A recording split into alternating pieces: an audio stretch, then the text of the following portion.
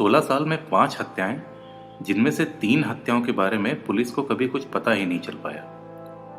असल में इन तीनों मृतकों के शव इस हालत में मिले थे कि पोस्टमार्टम में यह खुलासा ही नहीं हो पाया था कि इनकी हत्या की गई होगी। पुलिस के हाथ इस वारदात की एक कड़ी तब लगी जब उनको 2014 में हुई एक हत्या के बारे में पता चला।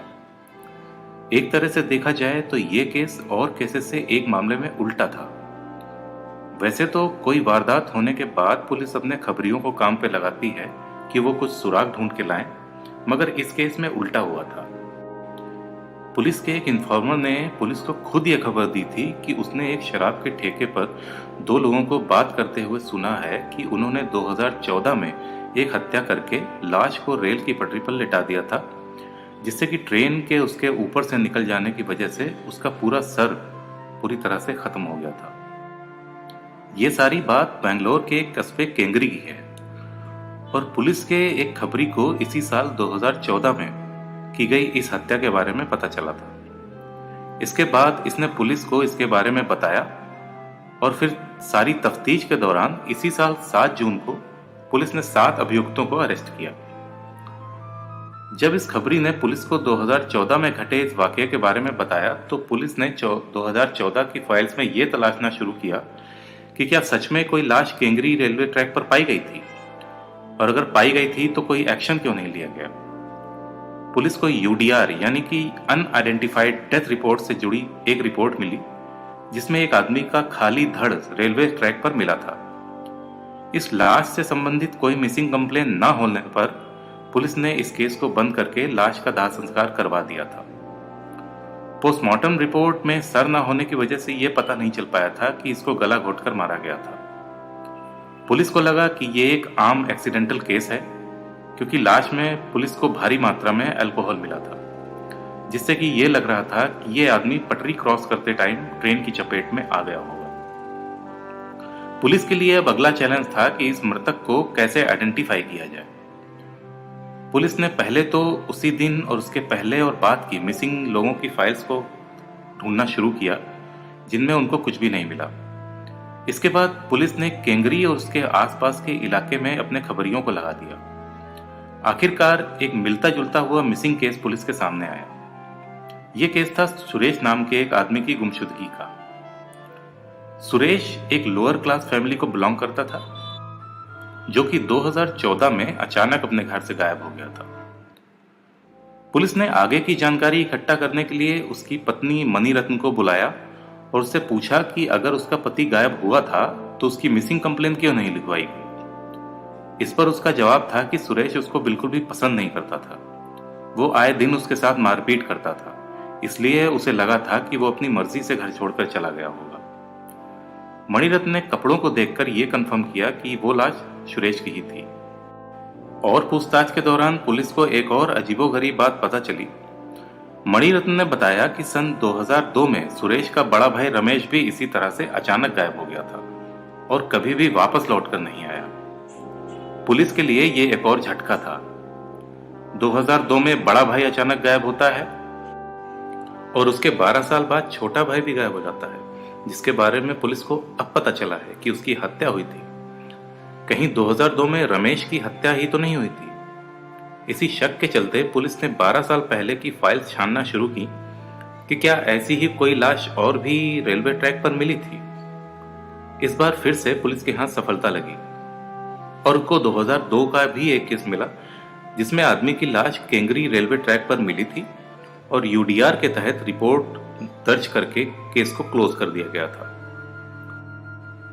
इस मृतक के कपड़ों को देखकर अब इसके परिजनों का लाश की पहचान करवा पाना मुश्किल था, मगर पुलिस को कहीं ना कहीं ये यकीन था कि रमेश और सुरेश दोनों की ही हत्या करने के बाद इनको रेलवे ट्रैक पर छोड़ दिया गया था।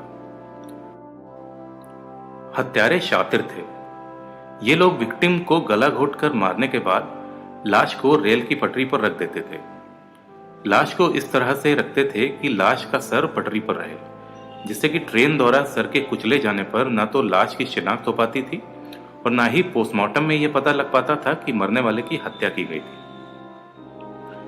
रमेश के बारे में और जानकारी इकट्ठा करने पर पता चला कि 2002 में रमेश के एक महिला के साथ संबंध थे और जब रमेश गायब हुआ था उसके कुछ समय बाद ये महिला भी गायब हो गई थी।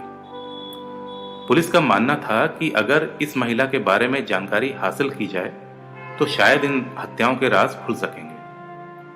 यह महिला अब उस जगह नहीं रहती थी जहां वो 12 साल पहले रहा करती थी, मगर पुलिस ने आखिरकार इसको खोज निकाला। इससे पूछताछ करने पर उसने ये कबूला कि उसके रमेश के साथ संबंध थे। 2001 में उसके पति अल्लेप्पा के अचानक गायब होने के बाद वो रमेश के करीब आ गई थी, मगर रमेश के भी गायब हो जाने के कुछ समय बाद वो जगह छोड़कर चली गई। 2001 में एक आदमी और गायब हुआ था। यह पुलिस के लिए सबसे ताजा झटका था और पुलिस ने जो सोचा वही उनको यहां भी मिला। पुलिस ने 2001 के भी केस तलाशने शुरू किए तो पता चला कि उस साल भी एक आदमी की लाश रेलवे की पटरी पर विक्षिप्त हालत में मिली थी, जिसकी शिनाख्त न होने की वजह से पुलिस ने दाह संस्कार करवा दिया। इसी पूछताछ के सिलसिले के बीच पुलिस ने सुरेश और रमेश से जुड़े और लोगों के बारे में जानना शुरू किया और तब पता चला कि रमेश के कुछ साथी भी थे जिनसे रमेश के बारे में और जानकारी मिल सकती है। इन लोगों की तलाश करते हुए पुलिस को पता चला कि इनमें से शेखर और राघवेंद्र हिस्ट्री शीटर हैं और इन दोनों पर पहले से ही एक एक हत्याओं के केस दर्ज हैं। सन 2003 की बात है जब शेखर के एक रिलेटिव संपत को पता चला कि उसकी पत्नी का एक आदमी के साथ अफेयर है। संपत के कहने पर शेखर और कुछ लोगों ने मिलकर केंगरी से बाहर उसकी गला घोंटकर हत्या कर दी। इसी तरह से 2013 में राघवेंद्र ने वीणा नाम की एक महिला के पति वासु की हत्या की थी। वीणा के राघवेंद्र के साथ संबंध थे और उसी ने राघवेंद्र को बोला था कि वो वासु को मार दे। इन सारी कहानियों को जानने के बाद पुलिस को पूरा यकीन हो गया था कि इन 3 हत्याओं के पीछे भी इन्हीं दोनों का हाथ होगा और जैसे जैसे तफ्तीश आगे बढ़ती गई पुलिस ने इन दोनों के अलावा 5 और अभियुक्तों को गिरफ्तार किया। ये लोग थे शेखर राजू, वेंकटेश राजू, कुमार वरदराजू उर्फ लंबू, गणेश उर्फ काशी, एन नागेंद्र कुमार, राजू बसवराजू उर्फ दुर्गप्पा। इन सबकी गिरफ्तारी के बाद पुलिस के सामने रमेश और सुरेश की हत्या का राज तो खुला ही, साथ में ही 2001 में वेलप्पा के गायब होने का रहस्य भी सामने आ गया। और चौंकाने वाली बात यह थी कि इस गैंग का पहला टारगेट 2001 में वेलप्पा ही था और सुरेश और रमेश की तरह से इसको भी इन लोगों ने ठीक उसी तरह से गला दबाकर मारने के बाद रेल की पटरी पर लेटा दिया था। पुलिस के सामने अगला सवाल अब यह था कि ये तीनों हत्याएं क्यों की गई। पूछताछ करने पर इन लोगों ने बताया कि ये तीनों हत्याओं के पीछे मुख्य अभियुक्त वेंकटेश राजू था। वेंकटेश येल्लप्पा की पत्नी को उसकी शादी के पहले से चाहता था, मगर परिवार वालों की जबरदस्ती के चलते इन दोनों की शादी नहीं हो पाई। येल्लप्पा से शादी करने के बाद वो अक्सर देखता था कि येल्लप्पा अपनी पत्नी के साथ मारपीट करता था, जो कि उसको बिल्कुल भी अच्छा नहीं लगता था और इसी के चलते उसने अपने बाकी साथियों के साथ मिलकर 2001 में येल्लप्पा की हत्या कर दी। मगर इसके बाद जब उसने देखा कि अब रमेश की येल्लप्पा की पत्नी से नजदीकियां बढ़ने लगी हैं, तो इन्हीं सब लोगों ने मिलकर रमेश की भी हत्या 2002 में कर दी। रमेश की हत्या के 12 साल बाद रमेश के छोटे भाई सुरेश को पता चला कि रमेश की हत्या वेंकटेश ने की थी। सुरेश के अंदर बदले की आग सुलगने लगी थी और उसने ये तय कर लिया था कि वो वेंकटेश को मार डालेगा।